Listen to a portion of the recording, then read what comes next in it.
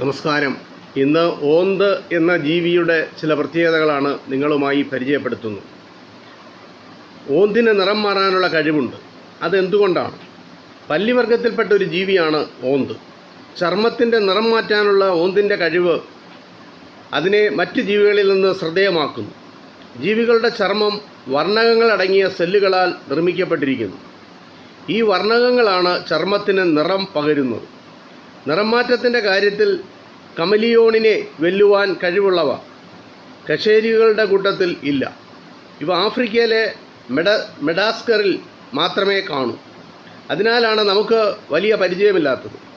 ഇവയ്ക്ക് മെലാനിന് പുറമെ മഞ്ഞ, ചുമപ്പ് എന്നീ വർണ്ണകങ്ങളുമുണ്ട്. ഓന്തിൻ്റെ സുതാര്യമായ ചർമ്മത്തിനടിയിൽ 3 അടുക്കുകളായിട്ടാണ് ഈ വർണ്ണക സെല്ലുകൾ സജ്ജീകരിക്കപ്പെട്ടിരിക്കുന്നത്. ഏറ്റവും പുറത്ത് മഞ്ഞ, ചുമപ്പ് എന്നീ വർണ്ണകങ്ങളുള്ള സെല്ലുകളാണ് കാണുക.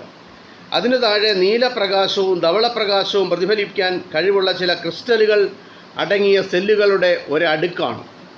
ഏറ്റവും താഴെ മെലനോഫോറുകൾ എന്ന പേരിൽ അറിയപ്പെടുന്ന സെല്ലുകളുണ്ട്. ഈ സെല്ലുകളിൽ മെലാനിൻ എന്ന കറുത്ത വർണ്ണകം അടങ്ങിയിരിക്കുന്നു. മെലാനോഫോറുകളിൽ വളരെ ചെറിയ കുഴൽ രൂപത്തിലുള്ള നാരുകളുണ്ട്. ഈ നാരുകൾ മറ്റ് 2 നിരകളും കടന്നു നിൽക്കുന്നു.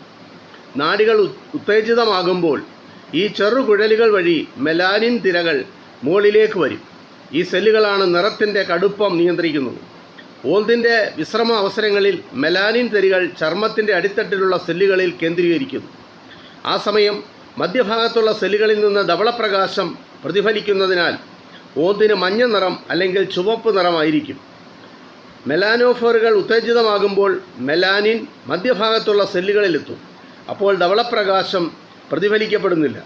അതിനാൽ ഓന്തിന് നീലയും മഞ്ഞയും കലർന്ന പച്ച നിറമായിരിക്കും. പ്രകാരം ചർമ്മത്തിലെ വർണ്ണകങ്ങൾ ഇടകലർത്താനുള്ള കഴിവ് മൂലമാണ് ഓന്തിന് നിറം മാറാൻ പറ്റുന്നത്. ഇത് ഓന്ത് എന്ന ജീവിയുമായി ബന്ധപ്പെട്ട ചില വിശേഷങ്ങൾ. ഇത് ഇത്രമാത്രം. നന്ദി, നമസ്കാരം.